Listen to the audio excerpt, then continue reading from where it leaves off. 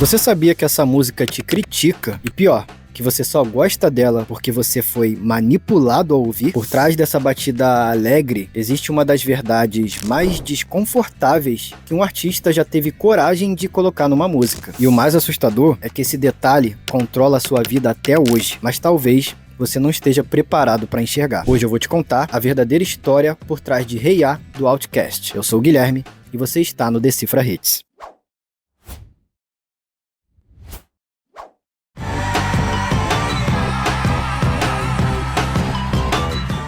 Uma música que mostra um caixão no meio do clipe só pode ser uma tragédia anunciada, mas infelizmente quase ninguém percebeu esse pequeno detalhe. Na verdade, quando a dupla formada por Big Boi e Andre 3000 lançou a música Hey Ya em 2003, eles usaram de um ritmo chiclete, truques psicológicos e uma letra que, pros mais desavisados, se resume a relacionamento, para esconder algo muito mais profundo. Isso foi confirmado em 2021, quando o próprio Andre 3000 do Outkast fez essa postagem na rede social dele, confirmando que aquela batida alegre e o clipe icônico era somente o que as pessoas conseguiam enxergar, mas que na verdade Hey Ya era a música mais triste que eles já tinham escrito. E esse detalhe, que na época passou batido, é exatamente o que transformou Hey Ya numa das músicas mais icônicas e mais mal compreendidas da história. Na época do lançamento do Hey Ya, o Outkast estava sendo pressionado pelo público, pela mídia e até pelos amigos mais próximos, como o próprio Andre 3000 contou numa entrevista recente. My homies told me, like, after I finished Hey Ya and I played it for him,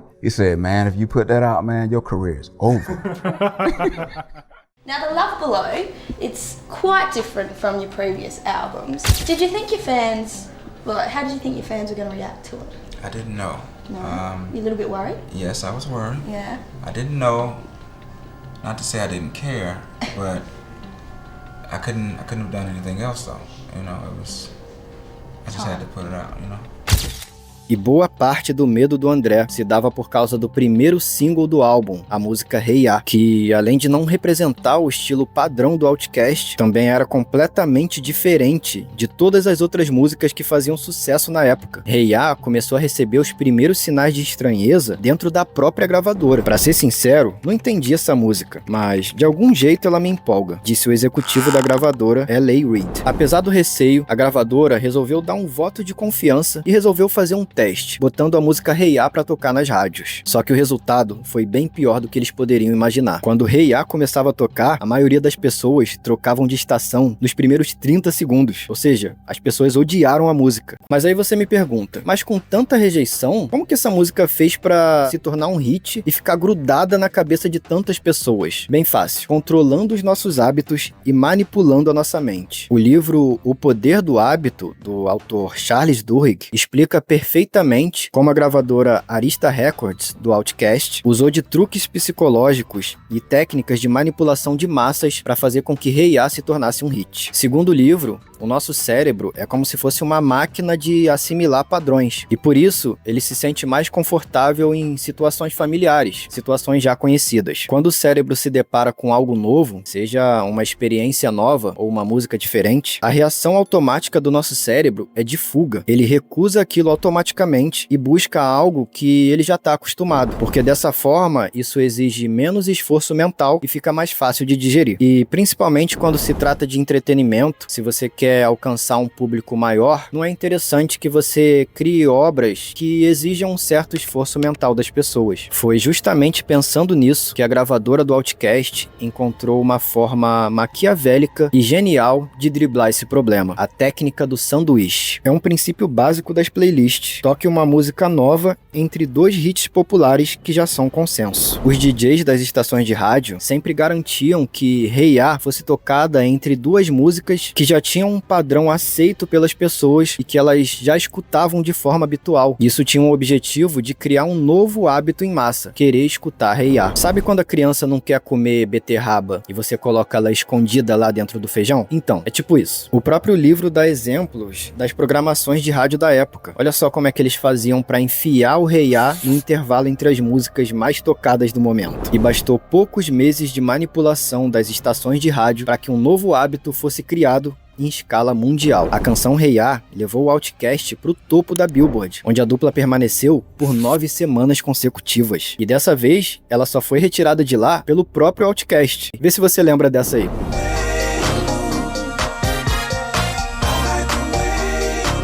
Mas, apesar do sucesso de Hey Ya, quanto mais essa música explodia, mais ficava claro que ninguém estava ouvindo de verdade o que estava sendo dito ali nas entrelinhas. Quando o Andre 3000 começou a escrever a letra de Hey Ya, lá na época da produção do álbum Stankonia, ele sabia dos riscos que ele teria que enfrentar dali pra frente. E talvez seja por isso que, desde o começo, ele tenha decidido esconder o significado verdadeiro da música em várias camadas. E uma dessas camadas é o icônico clipe de Hey Ya.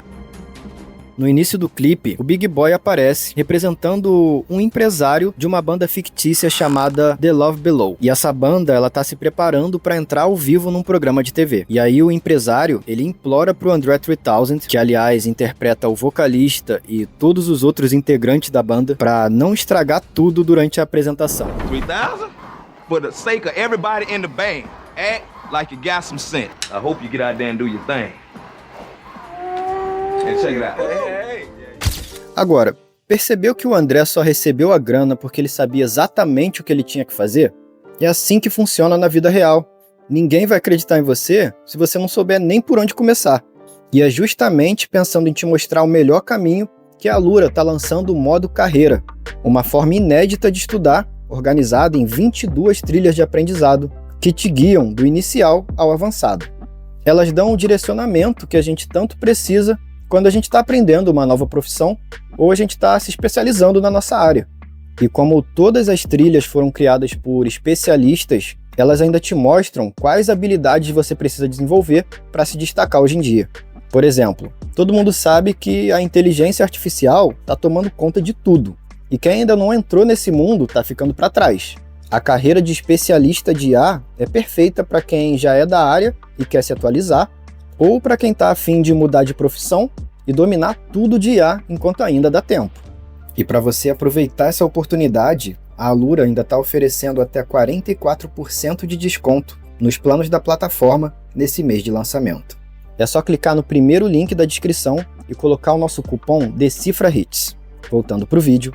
Depois desse aviso / ameaça do Big Boi, a banda entra no palco, sob aplausos e gritos histéricos da plateia, e começa a tocar Hey Ya. O clipe mostra toda a histeria, não só da plateia que estava lá presente, mas também a reação do público que estava assistindo a apresentação pela TV, dançando e pulando nos sofás das suas casas. O Outkast já explicou que a intenção dessas cenas era de recriar um evento que realmente aconteceu e que parou os Estados Unidos. A primeira vez que os Beatles pisaram no solo americano, em 1964, para se apresentar no programa The Ed Sullivan Show. Isso aconteceu numa época que foi o auge do que a gente chama de Beatlemania, que foi praticamente a primeira vez que o mundo via jovens, principalmente adolescentes, idolatrando cegamente algum artista ou banda a nível mundial. Além de dar uma pista de uma das principais críticas embutidas na letra de Hey Ya, isso também explica por que o clipe segue toda essa estética dos anos 60, desde a TV em preto e branco até as roupas. Mas apesar de expor o conflito interno do André e mostrar essa pura alienação das massas ao recriar essa apresentação dos Beatles, poucas pessoas realmente entenderam esse contexto. E fatalmente, esse clipe acabou se tornando um retrato fiel de como as pessoas reagem à música durante anos. Elas reagem de forma automática e impensada. E isso se conecta com uma das críticas mais pesadas da letra de Hey Ya. Minha namorada não me trai, porque ela me ama muito. Eu tenho certeza, mas será que ela me ama mesmo? Ou só não suportaria me ver indo embora? Por causa desses versos, muita gente associa essa música ao término do namoro do Andre 3000 com a cantora Erykah Badu. Mas o próprio André já deixou claro que não se trata disso, que a música é baseada em alguns pensamentos e reflexões que surgiram a partir de experiências pessoais e outros baseados em comportamentos da sociedade. É sobre o estado dos relacionamentos nos anos 2000, sobre como muitas pessoas continuam numa relação só porque alguém disse: "Ei, vocês deveriam ficar juntos", ou porque é assim que tem que ser, e não porque ainda existe amor ali, e elas acabam sendo infelizes pro resto da vida. Além de comprar uma casa, comprar um carro e ter um emprego bem respeitado, ter um relacionamento estável, faz parte do combo do que a sociedade espera de uma pessoa bem-sucedida. Por isso, muita gente acaba aceitando ficar com alguém por motivos que não deveriam ser o alicerce de um relacionamento verdadeiro, como por tradição, medo de ficar sozinha, ou receio de desagradar a família, ou por causa do que os outros vão dizer. E nos versos seguintes, o André 3000 segue na tentativa de aprofundar a crítica dele, guiando a gente pelos seus pensamentos numa forma de desabafo para conseguir chegar num significado mais profundo. Não tento brigar com meus sentimentos, mas pensar nisso tudo agora tá me matando. Agradeço meu pai e minha mãe por terem ficado juntos, porque não fazemos ideia de como fazer o mesmo. Aqui, o André não tá se referindo aos seus próprios pais, até porque os pais dele não eram casados na vida real, mas aqui ele tá falando de uma forma geral, universal. Ele compara os relacionamentos modernos, que são extremamente voláteis e superficiais, com os relacionamentos de antigamente, que eram aparentemente mais felizes e duradouros. Numa época onde as pessoas realmente conseguiam se casar e ficarem juntos até que a morte os separe. E apesar dele se lamentar por não conseguir fazer o mesmo, ele agradece pela geração dos nossos pais, mostrar que isso já foi possível um dia ou que talvez ainda seja possível.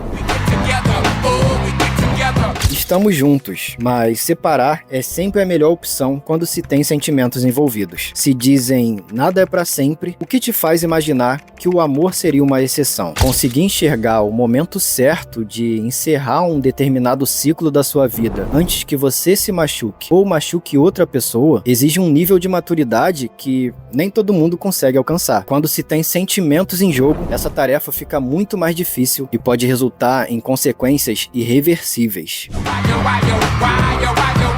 Então, por quê? Por que negamos tanto se não sabemos se estamos mais felizes aqui? Todas as músicas do álbum The Love Below, compostas por André 3000, giram em torno de um homem em busca pelo seu propósito de vida. O diretor do clipe de Hey Ya explicou isso muito bem quando esclareceu o motivo de ter colocado um caixão no clipe do vídeo. O álbum é sobre um cara em busca do amor, seu amor pela música, pelas mulheres, pela mãe, e queríamos trazer o caixão para tocar o tema desse cara se perguntando: o amor morreu e podemos revivê-lo? Além de ser uma faixa ironicamente sombria sobre o estado dos relacionamentos atuais, André quis, na verdade, desabafar com o público os seus pensamentos e reflexões mais profundos. Foi por isso que ele começou falando de um tema mais universal que se conectasse com a maioria das pessoas e fizessem elas refletirem junto com ele. Mas um pouco antes do segundo refrão, o André interrompe a música por um segundo quando ele percebe que ele tá falando em vão. E numa frase quase abafada pela batida, ele diz algo que simplesmente carrega um turbilhão de significados.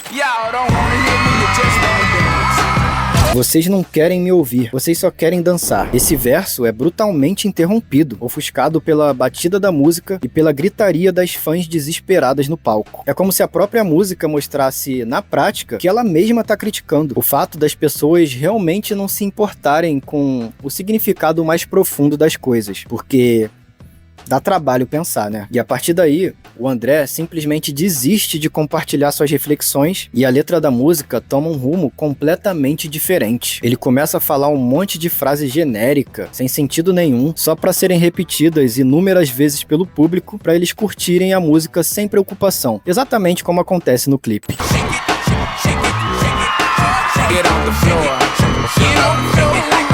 Afinal, é isso que as pessoas querem ouvir. Infelizmente, o sucesso dessa música só comprova uma irônica e triste constatação. Todos nós ajudamos a transformar algo que a gente foi manipulado a ouvir e que critica a gente numa das músicas mais ouvidas do século. Mas acusar o Outkast de vendidos ou limitar o significado de Hey Ya a uma música feita só pra ganhar dinheiro é um pensamento de gente muito limitada. O Outkast sempre foi conhecido por ter letras extremamente complexas e com mensagens profundas, mas justamente por serem complexas, a maioria das músicas deles não são tão conhecidas no mainstream. Infelizmente, na indústria do entretenimento, para você alcançar a grande massa, você precisa produzir algo que pelo menos pareça superficial, mais fácil de digerir. A genialidade do André 3000 em Hey Ya foi justamente de criar algo que parecia superficial, dominar o mundo com ela e, como se fosse num cavalo cavalo de Troia colocar um